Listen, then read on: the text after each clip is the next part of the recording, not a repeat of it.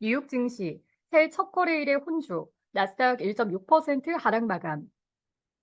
뉴욕 증시는 2024년 첫 거래일에 시가총액 2위 종목인 애플의 주가가 크게 하락한 가운데 혼조세를 보였습니다. 이 뉴욕 증권거래소에서 다우존스 30 산업평균 지수는 전장보다 25.5포인트, 0.07% 오른 37,715.04로 거래를 마쳤습니다.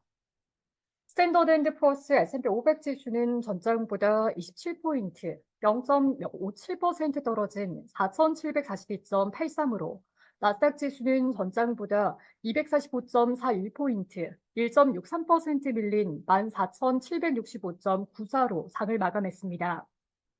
투자자들은 애플의 주가 하락 속에 연초에 차익 실현 압박이 커질 가능성을 우려했습니다. 또한 국채 금리가 오름세를 보인 점도 증시의 부담으로 작용했습니다. 새해 첫 거래일에 그동안 주가가 많이 오른 대형 기술주가 일제히 조정을 받았습니다. 특히 애플은 바클레이즈가 애플에 대한 투자 의견을 중립에서 매도로 해당하는 비중 축소로 하향했다는 소식이 악재로 작용했습니다. 애플의 주가는 3.6% 하락했습니다. 바클레이즈는 애플에 대한 목표가는 기존의 $161에서 $160로 하향했습니다. 이는 지난 금요일 종가 대비 17%가량 낮은 수준입니다. 바클레이즈는 아이폰 15의 중국 판매 부진 등을 이유로 투자 의견을 이같이 수정했습니다. 마이크로소프트와 아마존, 알파벳의 주가가 모두 1% 이상 하락했고, 메타와 엔비디아는 2% 이상 떨어졌습니다. 미국의 연방준비제도가 올해 3월에 첫 금리 인하에 나설 가능성은 80%가량으로 지난 29일에는 90% 수준에서 하락했습니다. 3월의 금리 동결 가능성은 20%가량으로 직전의 11% 수준에서 상승했습니다. 다음 날 예정된 12월의 연방공개시장위원회 의사록 발표를 앞두고 연준의 올해 금리 인하에 대한 기대가 과도하다는 우려가 반영되고 있는 것으로 풀이됩니다.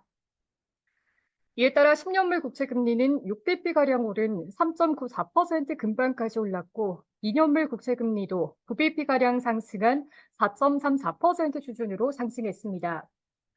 이날 발표된 미국의 제조업 지표는 부진한 모습을 보였습니다. 스탠더드앤드푸어스 마켓 글로벌에 따르면 12월 제조업 구매관리자 지수 PMI는 47.9로 집계돼 11월에 49.4보다는 낮아졌습니다. 이날 수치는 앞서 발표된 예비치였던 48.2도 밑돌았습니다. 제조업 지표는 50을 밑돌면서 위축세를 유지했습니다. S&P 500 지수는 기술 관련주가 2% 이상 하락하고 산업과 임의소비재, 통신과 자재 관련주도 약세를 보였습니다. 반면 에너지와 헬스, 유틸리티와 필수 소비재 관련주는 1% 이상 상승했습니다.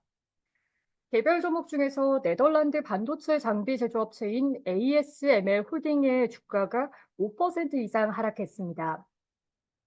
네덜란드 정부가 ASML의 일부 반도체 제조 장비의 대중 수출을 금지했다는 소식이 나왔기 때문입니다. 테슬라의 지난해 4분기에 차량 인도량이 시장의 예상치를 웃돌았다는 소식에도 약보합세로 거래를 마쳤습니다. 테슬라는 지난해 4분기에 48만 4,507대의 전기차를 인도했습니다. 이는 팩트셋이 집계한 전문가들의 예상치였던 47만 3천 대를 웃도는 수준이지만 중국의 비아디가 같은 기간에 52만 6,409대를 판매해 처음으로 테슬라를 추월한 것으로 나타났습니다. 비트코인의 가격이 미국의 증권거래위원회가 비트코인 현물 상장 지수 펀드를 승인할 것이란 기대에 오름세를 보이면서 관련주로 꼽혀온 마이크로 스트래터지의 주가가 10% 이상 올랐습니다. 그러나 최근 급등세를 보여온 암호화폐 채굴업체 마라톤 디지털의 주가는 2% 이상 하락했습니다. 코인베이스의 주가도 10% 가까이 하락했습니다. 뉴욕 증시 전문가들은 지난해 연말과 같은 강한 랠리 후에 주가가 조정을 보이는 것은 자연스러운 일이라고 말했습니다. 인터랙티브 브로커스의 스티브 소스닉 수석 전략가는 마켓워치에 작년 연말 랠리는 너무 강력해서 어떤 펀드 매니저도 옆에 물러나 있을 여유가 없을 정도였다라며 이를 강한 포모, FOMO, Fear of Missing Out, 뒤처짐의 공포 혹은 모든 것이 랠리, Everything Rally 모든 것이 다 같이 오르는 현상이라고 표현했습니다. 그는 그러나 크게 오른 후에 이러한 상승은 건강하지 않을 뿐더러 약간의 조정을 보이는 것, 즉 약간의 차익 실현이 나오는 것도 이례적이지도 않다라고 말했습니다. 시카고 상품거래소 패드워치에 따르면 연방기금 금리선물시장에서 마감 시점 연준이 오는 3월에 금리를 인하할 가능성은 80.4%를 기록했습니다. 0.25%포인트 인하 가능성은 71.9%, 0.5%포인트 인하 가능성도 8.5%로 나타났습니다. 시카고 옵션 거래소 변동성 지수는 전장보다 0.75포인트, 6.02% 오른 13.2를 기록했습니다.